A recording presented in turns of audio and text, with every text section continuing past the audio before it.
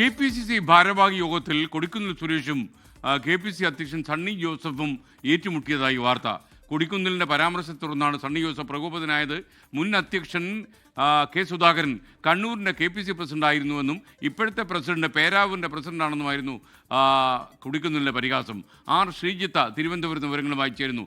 ശ്രീജിത്ത്, നേർക്കുനേർ പോരാടിയോ? KPCC ഭാരവാഹി യോഗത്തിൽ KPCC അധ്യക്ഷൻ സണ്ണി ജോസഫും പ്രവർത്തക സമിതിയിലെ ക്ഷണിതാവായ കൊടിക്കുന്നിൽ സുരേഷും തമ്മിൽ നേർക്കുനേർ പോരാട്ടമാണ് നടന്നത്. കൊടിക്കുന്നിൽ സുരേഷിന്റെ ഒരു പരാമർശമാണ് KPCC അധ്യക്ഷൻ സണ്ണി ജോസഫിനെ പ്രകോപിതനാക്കിയത്. നേരത്തെ KPCCയുടെ അധ്യക്ഷ പദവി അലങ്കരിച്ചിരുന്ന കെ സുധാകരൻ കണ്ണൂർ ജില്ലയുടെ ആകെ പ്രസിഡന്റ് ആയിരുന്നെങ്കിൽ ഇപ്പോഴത്തെ പ്രസിഡന്റ് പേരാവൂർ മണ്ഡലത്തിന്റെ മാത്രം പ്രസിഡന്റാണ് എന്നായിരുന്നു കൊടിക്കുന്നിൽ സുരേഷിന്റെ പരിഹാസ പരാമർശം. ഇതിൽ പ്രകോപിതനായ സണ്ണി ജോസഫ് കഴിഞ്ഞ ഒരു മാസക്കാലം താൻ പങ്കെടുത്ത മുഴുവൻ പരിപാടികളും KPCC ഭാരവാഹി യോഗത്തിൽ വിശദീകരിച്ചു. അതായത് സംസ്ഥാനത്തെമ്പാടും താൻ ഓടിയെത്തി പങ്കെടുത്ത പരിപാടികളുടെ കണക്കാണ് വിശദീകരിച്ചത്. ഇതോടുകൂടി മറ്റ് നേതാക്കന്മാരും കൊടിക്കുന്നിൽ സുരേഷ് പരാമർശം പിൻവലിച്ച് പോകണമെന്ന് ആവശ്യപ്പെട്ടു. ഇതോടുകൂടി കൊടിക്കുന്നിലിന് മേൽ വലിയ സമ്മർദ്ദമാണ് ഉണ്ടായത്.